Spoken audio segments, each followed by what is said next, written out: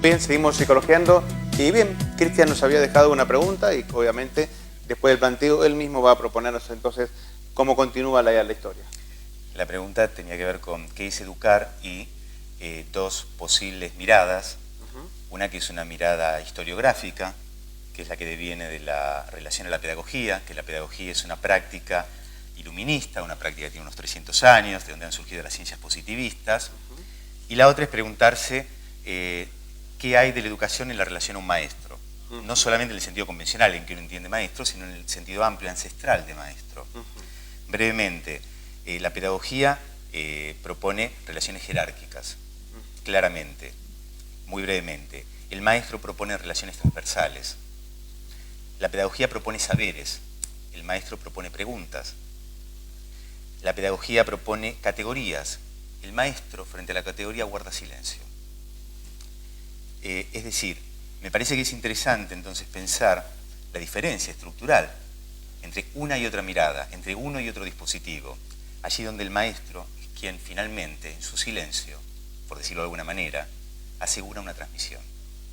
Y me parece que esto de alguna manera echa luz sobre esta pregunta de la integración y desde qué punto uno interviene, sobre todo para considerar las posibilidades alrededor de la utopía de la integración, ¿no? Utopía necesaria, por otra parte. ¿Dónde nos paramos? Sería el tema. Y cómo intervenimos y, sobre todo, exactamente, cuál es nuestra función ahí. No es lo mismo la de un pedagogo que la de un maestro. Bien. Siempre estamos hablando de lo posicional, ¿no?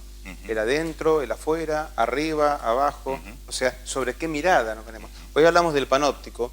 Y el panóptico era la mirada que un arquitecto hizo sobre las cárceles, en donde dice, para poder ubicarse en un lugar central, en donde yo pueda ver a todos, se arma justamente esa mirada panóptica y se diseñaban las cárceles en función de eso, ¿no? Foucault lo toma justamente como para ver la estructura de poder y del lugar donde se centra alguien como para poder observar todo y de esa manera dominar todo a la vez, ¿no? Y justamente de qué punto la estructura genera, digamos, una especie de mirada por encima del resto.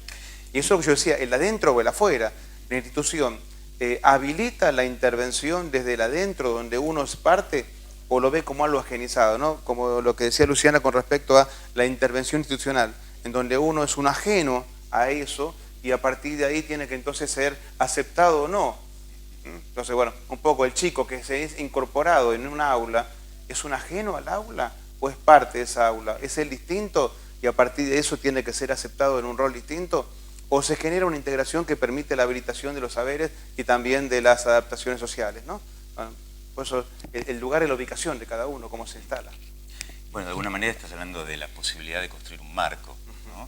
Eso por un lado. Por otra parte, siguiendo la línea de Foucault, te referís al texto Vigilar y Castigar, ¿no? Que me parece, el título ya es una respuesta a estas preguntas, ¿no?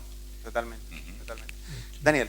Gabriel, cuando presentaste este tema, me llamó la atención que se llame discapacitante. Yo me hubiera gustado que se llamara capacitante, ¿no? Pero en relación que da capacidad, cabida, espacio, que da facultades, ¿no? Me hubiera gustado ese término positivo. Y bueno, como estaba comentando aquí Cristian y también Viviana,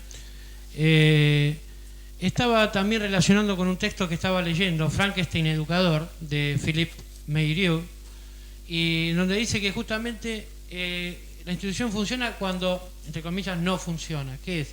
El educando se revela, se resiste, porque en realidad no estamos construyendo Frankenstein. Es decir, justamente el título es Frankenstein Educador. No estamos construyendo Pinochos o Golem. Golem es en término hebreo tonto, quiere decir. Entonces, y me advierte y realmente me causa un poco de hasta temor, ¿no? Que una institución, en los porcentajes que estaba dando Viviana hace un ratito, y que en realidad la persona no alcanza su capacidad máxima y entonces se está discapacitando en la institución escolar. Esto me causa hasta terror porque yo soy docente y me parece fundamental que la educación eduque para la libertad, que eduque para la creatividad, para generar preguntas y para realmente seguir el camino de la ciencia y del arte, para progresar permanentemente y dar todas las facultades al niño, y esa es mi idea de la educación, ¿no es cierto? Eso quería decir. Un poco no, la idea del trabajo nuestro fue ¿no? Hacer la pregunta desde adentro de las instituciones, de hecho somos parte, y intentar ese cambio de la mirada, ¿no? Porque hay algo que está pasando, evidentemente, frente a estos porcentajes algo pasa. Entonces, para replantearnos y crear nuevos proyectos que, bueno, generen nuevas propuestas. De alguna manera, hay cuestiones fundamentales respecto de esta idea que vos señalabas, el golem, por ejemplo, ¿no? Que es ese soplo, ¿no? A partir de la figura inanimada, ¿no? Es un mito hebreo muy antiguo, y que es el de construir niños de diseño, ¿no?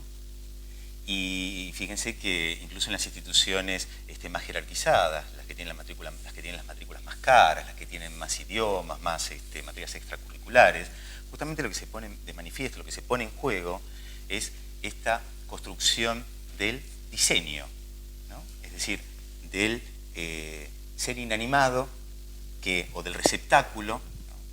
Que va a recibir la iluminación de las categorías. Y hay una cuestión interesante también respecto de esto, porque yo te decía antes de comenzar el programa que de alguna manera es un libro antipsiquiátrico ¿no? De lo que es la corriente de antipsiquiatría que surge a mediados de la década del 50, y no es casual, no es ingenuo que surja en ese momento histórico de la actualidad mundial, porque es la posguerra de la Segunda Guerra Mundial, justamente cuando los horrores de los campos de concentraciones nazis, etcétera, el horror de la muerte administrativa de un campo de concentración,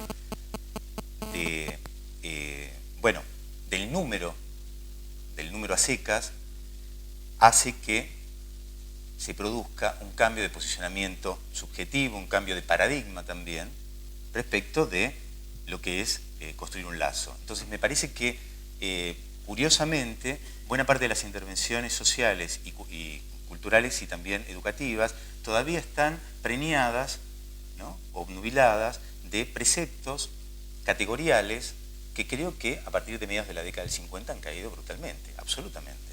Entonces, si tuviéramos que poner una imagen ahora, me basaría también en una imagen que usted usa en el libro de la película de Wall. Sí. Claro. En donde justamente hay tres tópicas acá, saliendo lo familiar y la historia propia del protagonista, el tema de cómo se construyen ladrillos para la pared, cómo esto llega a ser manicomizante y cómo también habilita al totalitarismo ese tipo de educación. O sea, las tres imágenes que en The Wall se presenta, la del alumno que va al picadero como si fueran todos iguales, con una bolsa donde todos terminan siendo parte de lo mismo, lo desquiciante que termina siendo para los individuos que ahí participan en este tipo de historia, y luego de qué manera se construye esa pared que separa justamente al individuo y habilita a lo totalitario, habilita también, justamente al poder. También un poco con lo que decía Cristian, ¿no? En relación a las instituciones o las escuelas pretendidamente excelentes, ¿no? Por la cantidad de contenidos, escuelas bilingües, etcétera, justamente son las que no facultan, ¿no? Y terminan marcando diferencias, ¿no? Claro. Entonces, por eso ahí la pregunta, ¿quién discapacita ahí? ¿No? Claro, eso justo yo estaba pensando en un autor, Esteban Levin se llama, él escribió un libro que es El otro espejo, y él deja muy claro esto, ¿no? Comenta que hay escuelas de élite en donde dicen, bueno, nosotros tenemos una alta matrícula por que enseñamos computación, idiomas, equitación y demás, y ahí él mismo hace una crítica como diciendo, ¿y los chicos con capacidades diferentes, dónde los ubicamos dentro de esta escuela élite? Ahí seguimos con todo el paradigma de la otredad y la mismidad, seguimos segregando. Pero la gente muere por ir a esas escuelas elite y la gente se rompe, digamos, el alma para ir a esas escuelas, como cuando uno ve Mimo, ANCOV también. Alguna vez vimos un chico con discapacidad en esas instituciones. No, entonces son críticas que uno tiene que empezar a reflexionar. Muy bien. Muy bien, vamos a ir a la última pausa, luego de la cual iremos a la reflexión final. Trataremos de sacar las conclusiones más importantes sobre este tema de las instituciones discapacitantes. ¿Qué puede hacer cada uno de ese lugar? A partir justamente del reclamo, a partir de la demanda, o a partir de cambiar un poco la mirada, donde seguramente la sumatoria de cambios hacen al cambio y de esa manera se habilita a un nuevo paradigma que tal vez, ¿por qué no?, puede estar naciendo. Luego de la pausa seguimos psicologiando. No se vayan, ya volvemos. Life seems so strange.